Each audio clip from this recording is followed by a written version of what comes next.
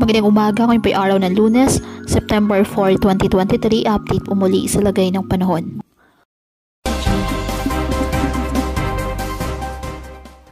Naglandfall na ang bagyong Hana sa Taitung County sa Taiwan kahapon ng hapon.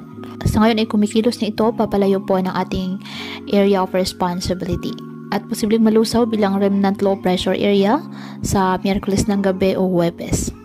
Patuloy naman na pinapalakas ng bagyong Hana ang habagat o southwest monsoon na magdadala ng mga occasional to monsoon rains dyan po at na may pagbugso ng hangin sa western section ng Luzon at Antique sa susunod po na mga araw.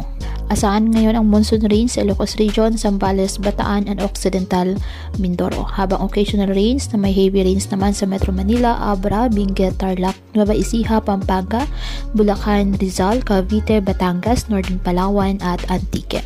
Pagsapit ng Miyerkules o Huwebes, posibleng mabawasan ang mga pag-ulan na epekto ng nasabing habagat. Kaya pinapayuhan ng ating mga kababayan na may maingat at maging alerto po sa mga posibleng pagbaha at pag-uho ng lupa at ugaliin na magdala palagi ng payong o kahit anumang panangga sa ulan sa tuwing lalabas ng ating mga tahanan. At yan po muna ang update sa lagay ng panahon ngayong araw. Muli patuloy po tayo na mag-ingat at palaging tandaan, God loves you. Stay safe and God bless.